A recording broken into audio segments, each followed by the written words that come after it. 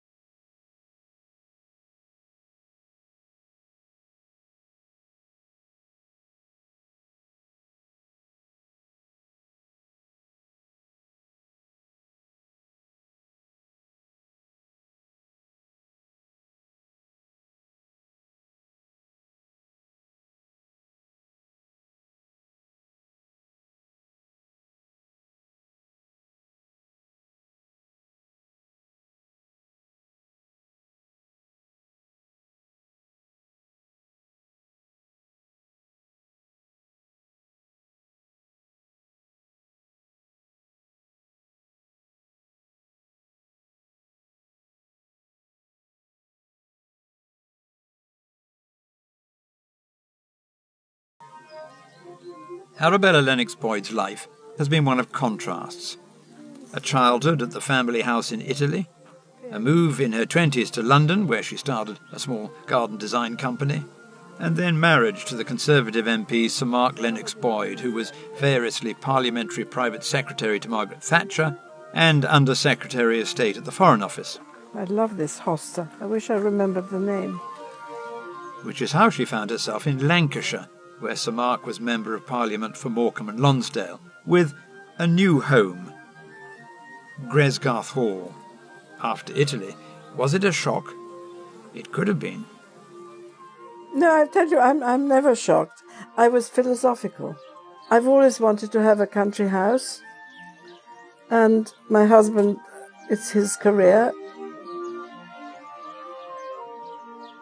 He said, I'm really worried about the climate being so different for you. And my reaction was, look, I've moved from Italy to England.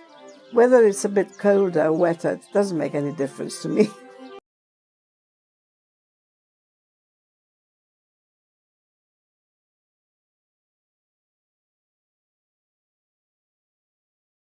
It was a bit frightening, I must say, because I don't understand Gothic, really, even though I do love it now. But I mean, it's not part of my being, you know. I'm used to Rome.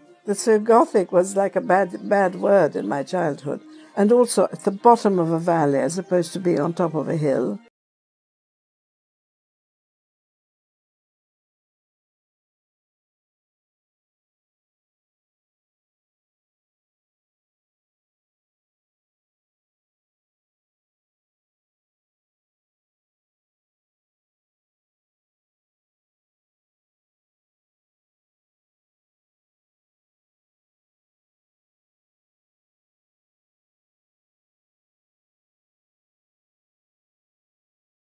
The hills that surround the house are like a corset in a way. And because it was so wild when we bought it, because it had been slightly abandoned, the owners had let it for years, so the whole place was very depressing and full of evergreens. And again, you know, I was brought up with olives and silver olives and the wonderful oaks. And, I didn't even have Quercus ilex, the home oak around me. So evergreens were not my favorite. But of course they planted them because it stopped the wind from being so fierce. But I had to get rid of every single conifer I could lay my hands on, and everything went, and I opened up the views. But I found that was difficult at the beginning. And of course the climate is pretty harsh. People come here like on a day like today, and it's heaven. There's very little water in the river, and it's beautifully calm, and you have these lovely blue skies and the scent and the breeze. Well, it's not like that in the winter. So it took me a few years to get used to it, but I love it now, obviously, I do.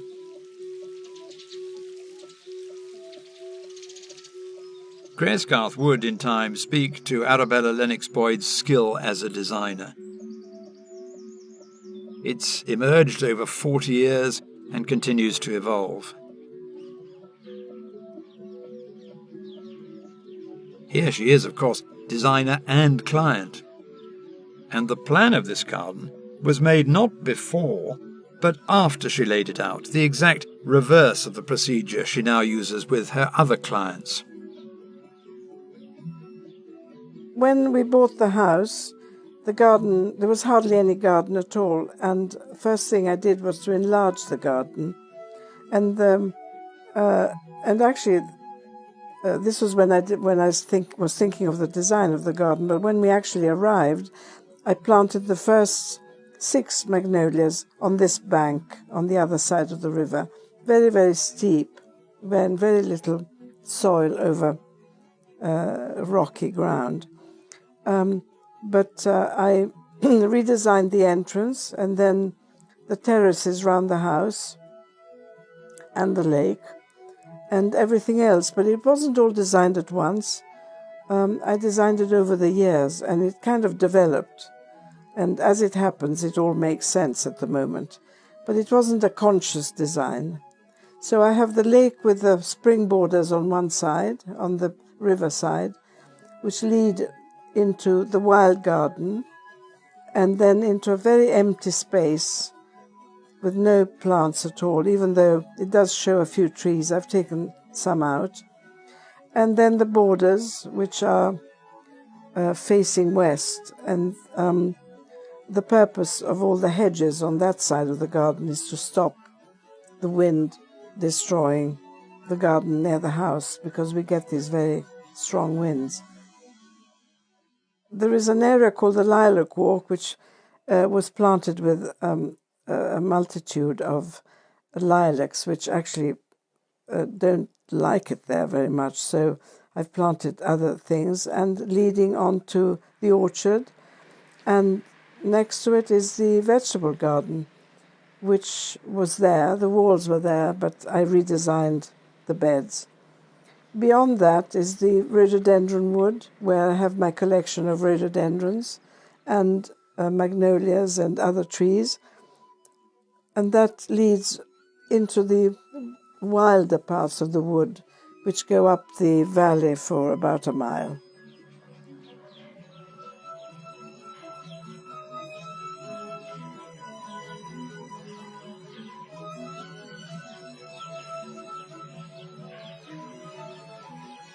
In committing what she'd done at Gresgarth to paper, a kind of ex post facto plan, Arabella Lennox-Boyd was codifying her design principles. Some of those had been created as she went along, but some had been there from the time in her life when she'd embarked on a career in garden design.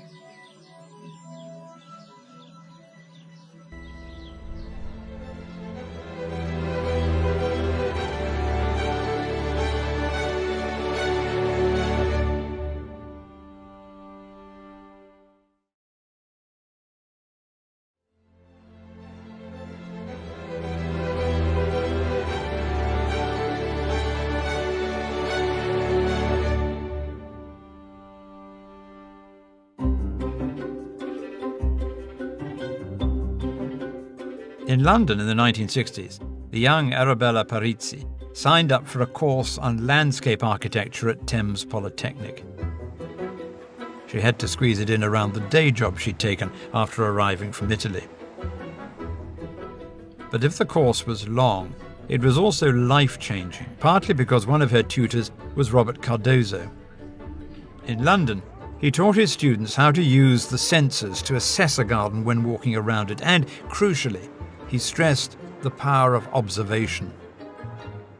He was very influential in that I'd never thought of the fact that when you're drawing a garden on a plan, you instinctively sort of want to design spaces. And he said, no, you can't design a space, you can carve a space. So he said, imagine that your paper is black and you're carving the garden out of this black forest. You will then make a proper space. And he's so right, because usually spaces can be ineffectual because they're not solid enough, they're not powerful enough. And so I feel that whatever space you design, whether it's a path or a wide road or a circle or an oval, you need to give it strength and real meaning. The course at Thames Polytechnic served Arabella well. She would later be awarded an honorary doctorate by the University of Greenwich, as it became. A life full of awards would also see her made a trustee of Kew, the Chelsea Physic Garden, the Yorkshire Arboretum, and English Heritage. The design business took off. Now there are over 800 gardens around the world to her designs, from Sting's spectacular villa in Tuscany to a baronial house in Scotland, to this Greek revival house in Pennsylvania. At Eaton Hall in Cheshire, home of the Duke and Duchess of Westminster, Arabella had to, in her own words, think big, to design a setting on a scale which would fit the enormity of the house. That was over 30 years ago, and the first thing she did was to produce a master plan for the 89 acres, covering not only how the 15 main gardens would look, but also how the whole area would be managed, down to the number of times a year the lawns would be mown. And that was before she turned her attention to the vegetable garden, the tea house garden, the hot borders, and the inner and outer parks, to restore the historic views, some of which had been lost since the plans of the early 1700s, through to the building of the huge palace designed by Alfred Waterhouse in the 1870s. This is the art of the designer at another level, and the result is spectacular. Arabella still goes back regularly. Eaton Hall's progress has mirrored her own career. There is no doubt that she relishes a challenge. In the Isle of Wight, there was an opportunity to work in a different climate with new and different plant palettes, but also something that hadn't bothered her at Eaton Hall: a garden on a cliff, exposed and windblown. She remodelled the approach to the house and laid out terraces with formal touches. Here, in the pool garden, a double line of yew cubes leading the eye across the lawn to the view of the sea. The main herbaceous borders are made up of 6 square beds, but they give the impression of being 2 continuous borders. Those taxus hedges at the back are staggered so that you can walk between them into the woodland beyond. Everywhere there is the mixture of formal and informal, between the architectural aspects of garden design and relaxed areas of wildflower planting, for instance, a combination all designers strive to get just right. With success came opportunities to travel, to see gardens in the Islamic world, in China and in Japan, where a tour in 2008 made her think. They are so sophisticated in their thinking and their sort of single-mindedness about what they are actually trying to describe or design or plant, that it's where the light catching a stone is very important. The shape of a tree is vital. The condition of the grass or the moss is also vital. And so it made me think that maybe we're rather clumsy. I mean, I felt very clumsy coming back and seeing, that really what I do is that I just, I plant things where I think they look nice, but I don't really stop and think, well, how will that look in the evening, or how will it look in the winter? And so that, taught me a little bit of that. But of course, I'm not Japanese, and I'm European, and I'm Italian, and so my character is what it is. But it did make me want to, for example, prune trees in a proper way and see shapes in the winter and respect the light of a place and the view and the feeling of the countryside. So I maybe just went a little bit beyond what I was before. Back home, Arabella Lennox-Boyd had developed a style. When I go on site, the first thing I go round it, trying to understand what's growing there and the existing design and why it was done. And then, of course, I start thinking of why I don't like it, why it has to change. And I also assume it has to change, otherwise people wouldn't call me in. Usually I'm not called in to do little borders. I've never done that. I've been so lucky. I've always changed everything. And I'm quite hands-on and quite interfering. I want to change, if I could, I would change the gutters, I mean, I like to have a hand at everything, but I accept also that in many cases, I'm not allowed to do that. I make sure that I get a first impression, which is, I've always found it is the one that I have to be careful to keep, because it's very much a gut feeling, which I think I don't ever want to lose, because sometimes you get drawn into difficulties and the client's wishes, or something happens and you get, or the designer you're working with also, I obviously have people who I work with who slightly kind of push you on a way that you don't feel you should be. And I always try and go back to my initial instinct, which is usually in general right, in a very general way I'm not talking about detail. Then Arabella Lennox-Boyd draws, something she's always done. That movement of your arm and your hand is just vital for a path. You can't draw a path unless it's straight. With a computer, it just doesn't work. I can just see those drawings that sometimes are presented to me, when I do a path, and then it goes to my wonderful colleague who then puts it on computer. And of course then he does that, and then he does that, and I say, no. It can't be, because that first curve is just slightly not a curve. And the other one is smaller than you've done, sort of. Anyway, I'm a bit fussy like that, but I enjoy. That's what I enjoy. I love putting pen to paper or pencil to paper. I like to have the physical feeling of actually, I'm designing on paper, but I'm in the garden somehow.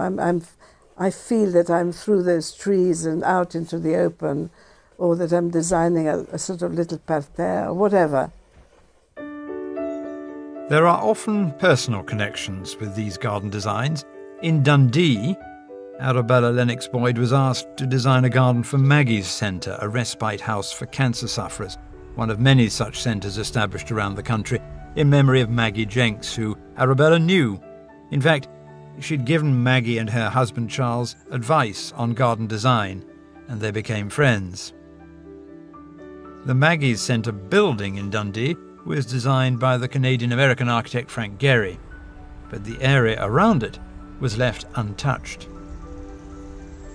When I went there, I was bowled over by the the beauty of the building, of the Frangheri building, but also I was horrified by the way it was separated from the main hospital, which was, not very beautiful architecture and very big and overpowering.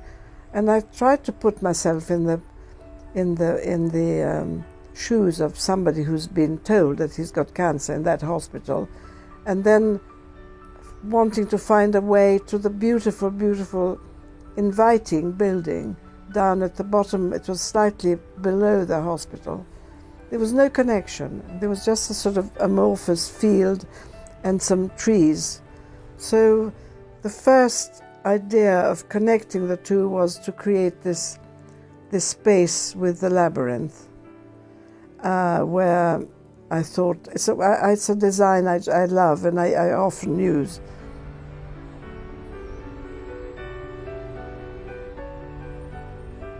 There is here evidence of what Arabella calls her spiritual side, an understanding that a garden can and should be designed to provide peace and calm.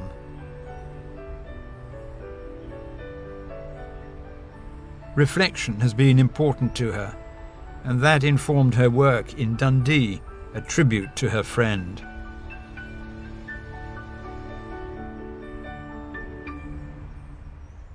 This social aspect of her work appeals to Arabella.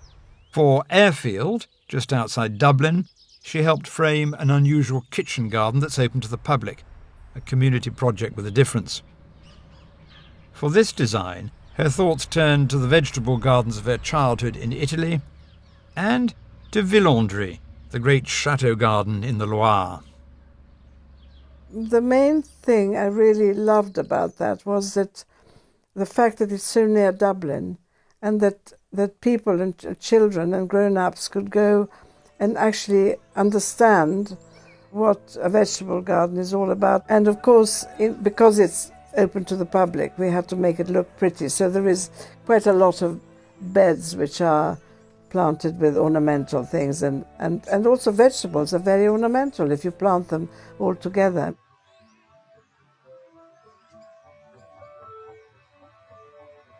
In London, there was a commission to create a garden at the new Serpentine Gallery in Hyde Park, designed by the British-Iraqi architect Zaha Hadid, a garden with which, like many of her projects, she's still involved.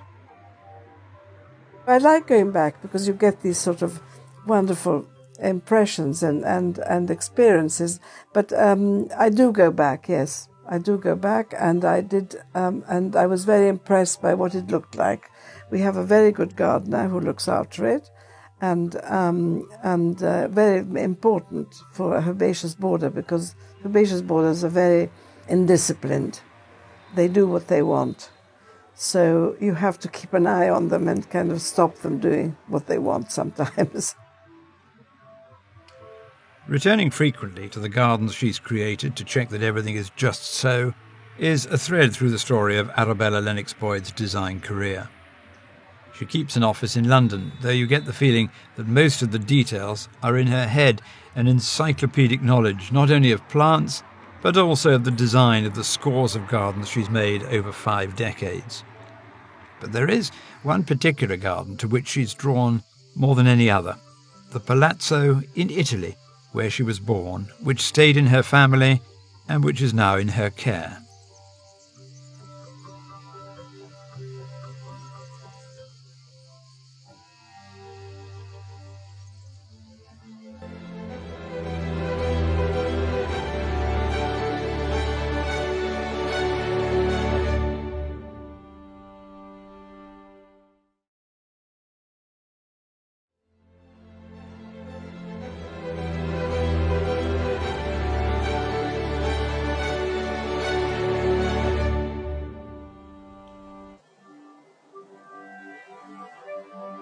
Arabella Lennox-Boyd has vivid memories of her childhood in the Palazzo Parisi, 90 minutes drive north of Rome. Not that there were cars when she was young. Getting to and from Rome involved a donkey and a cart for part of the journey. This was post-war Italy, and although the house was grand, The Parisi family lived in only 3 of its 40 rooms. But in some senses, it was idyllic.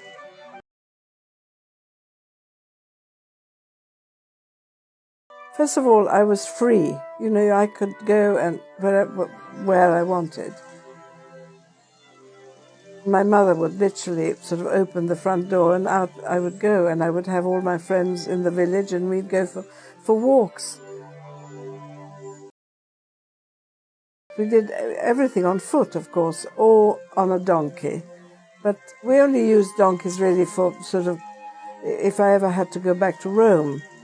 So we'd have to get on the donkey, down a hill, up another hill, and down another hill, and then eventually we would reach the road, having had a wonderful lunch on the way. So it was rather a wonderful adventure.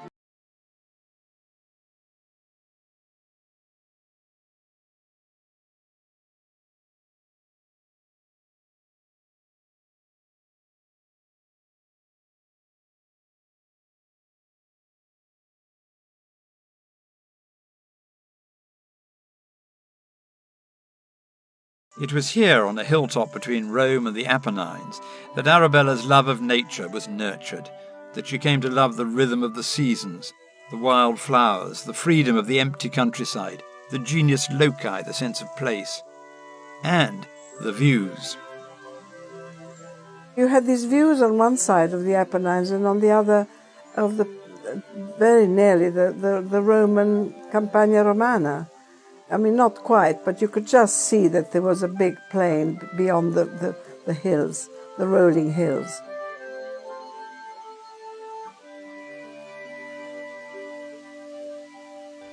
One has to be in contact with nature. I think nature teaches you so much.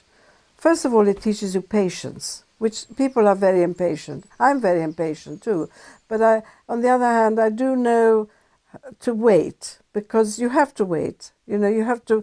You're looking at a plant now, and you say, I'm going to prune it, and then you have to wait for the year after to see the result. So everything, there's always a waiting time. You have to be quiet, and you have to let nature take its course. Though she moved to England, Arabella spent all her holidays in Italy. Her children came to love this place as she did. And looking back, she admits that her early observations, including those made on trips to Rome, informed her later career as a garden designer. I had a wonderful girl that looked after me when I was about 6 or 7, who actually took me round Rome and showed me all the sights, and that was very influential. And obviously, we did look at things. We didn't look at people. You're not supposed to look at people. It's quite rude to stare at somebody, but you can stare at a building or a view or the Tiber, with all the wonderful buildings surrounding it. The center of Rome has remained the same as it was ever. I mean, we have a big print of Rome which is dated 17-something, 1780 or 1760. I'm not sure. I can't remember exactly, but it's exactly like that. I mean, nothing has changed. So you are surrounded by amazing buildings, wonderful squares, proper spaces, views into lovely courtyards, vistas, and of course the wonderful sculpture. And so I can't say that it was a conscious thing, but it definitely has is in me. I just know it is, because if you look, and I was taught to look very early on in life, if you look, you take so much in that you don't even, it's sort of subconscious.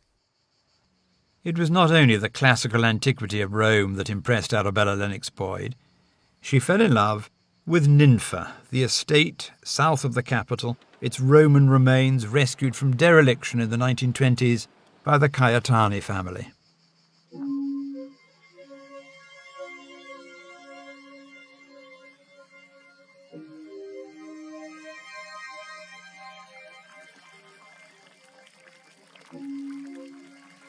I'll never forget the first time I went to Nympha, which was with a girlfriend, with an introduction to the owners who were still alive.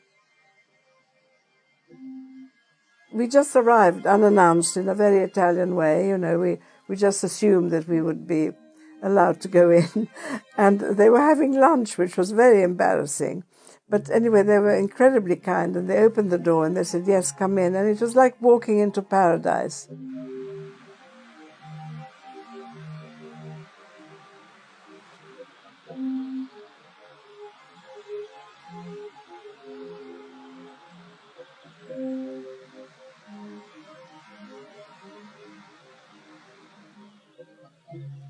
It was quite a revelation, because I realized that actually you could, I knew you could tame nature, but I didn't know that you could marry it, that you could actually sort of you could imitate it. It didn't occur to me.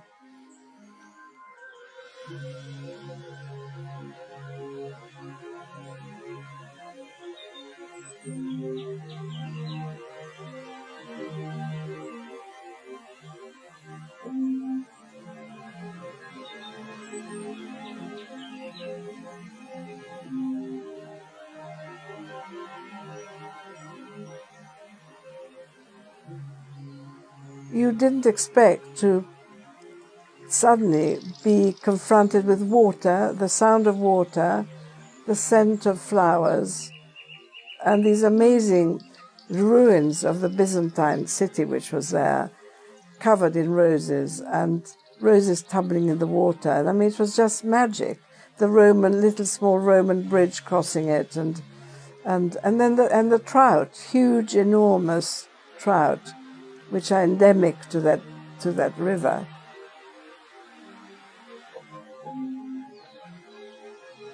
It was absolutely magical.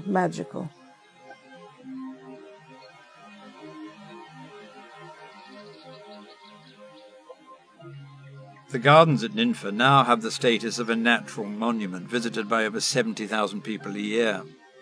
They are at one end of an arc which describes Arabella's connections to Italy: Nympha, Rome, and the Palazzo Perizzi, where she is surrounded by memories of her mother and father, where she redesigns the garden from time to time, and where perhaps she has time to reflect on the gardens she's designed all over the world.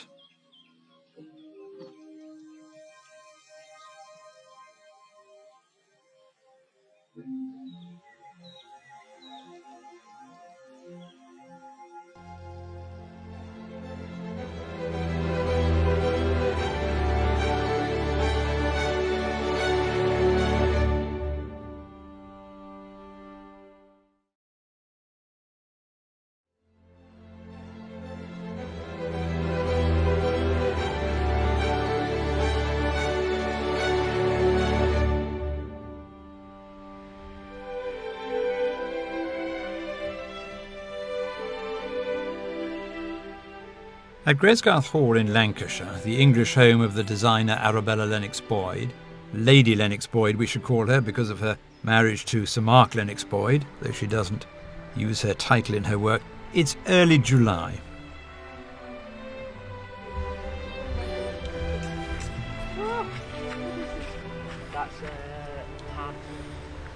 Arabella is just back from London and has 2 or 3 days before leaving for Italy to check on her ancestral home. It's an opportunity to talk to the Gresgarth gardeners, to find out how plants are doing, what needs tweaking. This is where I'm trialling out plants put together in a more casual way and mixed with various grasses here which do well in this part of the world. I.e. in this very wet weather. And it's rather wonderful to see it growing so well and looking so healthy and full of flower. And to consider how very different it all is from the day she stood here and thought about what it should look like. Robert Cardozo's advice about carving out came to mind. I redesigned everything. I redesigned the whole lot. It was very depressing. There was no garden, and the whole garden sloped down towards the river, so the house was sort of perched on a slope, but in a sort of very unnatural way. So the very first thing I did was to carve out all the terraces. I mean, there was a little terrace, but it was very narrow and no flowers and nothing. And I suppose in my mind the bad weather and the depression of being down the hill was exaggerated, but I felt I need the house to rise out of a garden. So that's what I designed. I enlarged the terraces, I built some steps, and I carved out the garden, which is flat round the house, and that is my little formal Italian sort of imprint, because then as you move away you simply have to go into what nature's given me.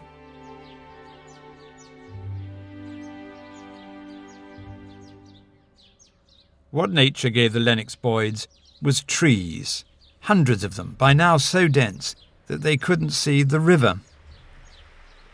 There were three aims early on: to remove evergreens, to vary tree types, and to plant magnolias. A very, very eminent plantsman came here. It was somebody called Peter Smithers, who was also a friend because of politics and all that. And he was a great plantsman and had a wonderful magnolia collection in Switzerland, which I'd seen. And I said, Peter, just please give me a few names of more magnolias. I planted 4 or 5, but I'd like to have many more. And also maybe give me some ideas of what trees I should plant. And he said, magnolias? No, never. They'll never do here.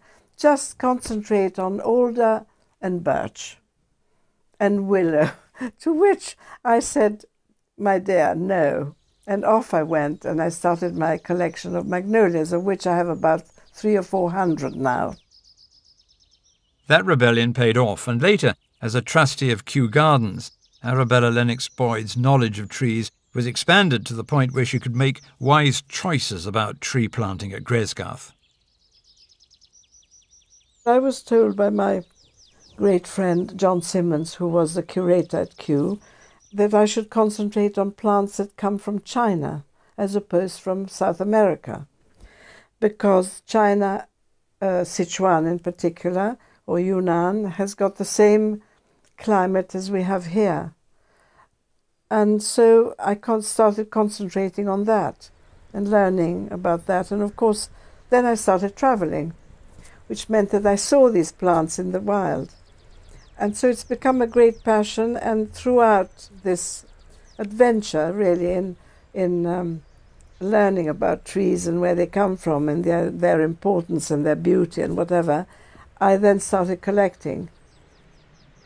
It's a whole new world of adventure and of fun, because I think that gardening should be fun. I really, even designing a tiny garden, I want to have fun.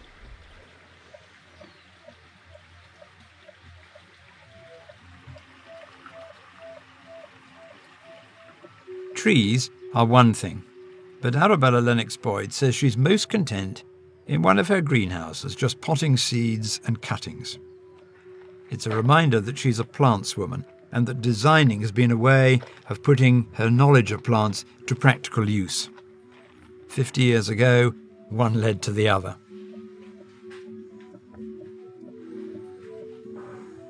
If there's been a constant in her career, it's the fight against nature. At first, she thought it could be tamed. Now she concedes it can't. And Gresgarth is a good example of that. You can't fight it. You can't fight it even in a tiny London garden. I was thinking of that the other day in my garden. Suddenly, everything is too big. The climber on the wall collapsed because it hadn't been pruned. And so plants have got this life which carries on regardless.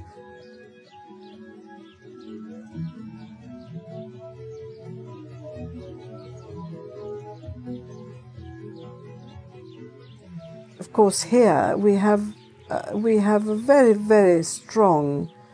The whole place is immensely strong.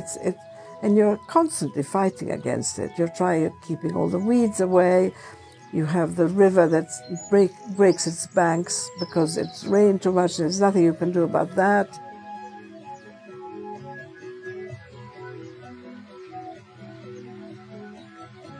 The weather is unpredictable. That's the other thing that you have in England. The weather is unpredictable. You can never say exactly what's going to happen tomorrow.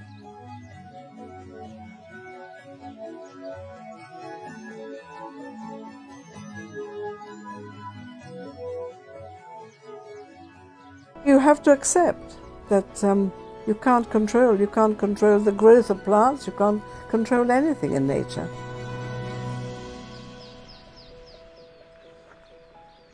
Arabella Lennox-Boyd shows no signs of slowing down. The garden, that's the garden at Gresgarth, the garden at Palazzo Parisi, the gardens she's designed for others, and the garden in the abstract, has been and remains her life. The one thing I have learned is that you have to detach. You have to detach from your gardens, because once you've done them, they're like children. You have to let them grow and you have to let them go. Very difficult. Đợi một ngày nắng lên, người quay về đây nở nụ cười. Tình chúng ta chẳng hề phai phôi.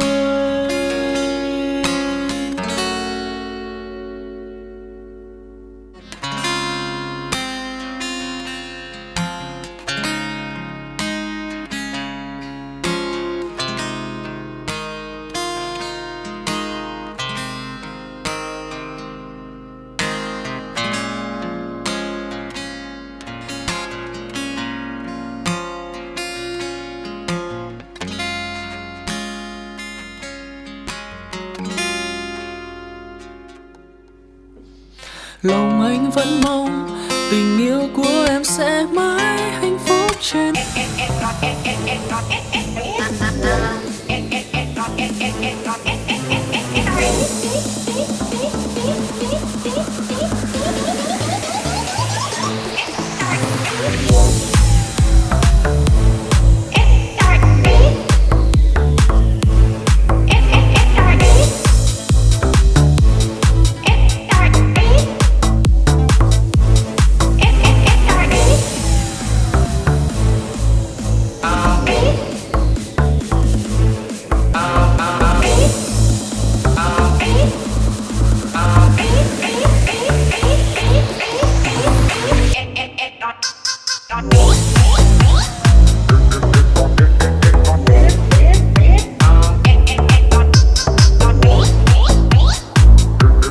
Next time, Tom Stuart Smith has designed some of the most spectacular gardens in the country.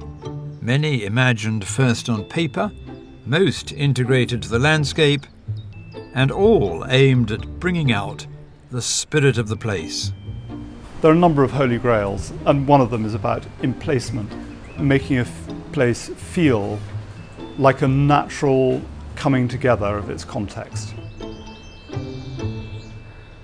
Grand gardens are one thing, but in Wakefield, Tom Stuart Smith has been dealing with a different challenge: how to create a garden for a new art gallery dedicated to the work of sculptor Dame Barbara Hepworth, and to do it on wasteland hemmed in by a vast Victorian building and a 6-lane highway.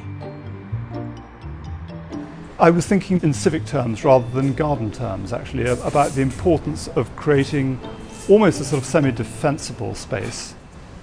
When you came into it, there would be an exhalation. You would leave the city behind, leave the traffic behind, and you would be in this cultivated, cultured, looked after space.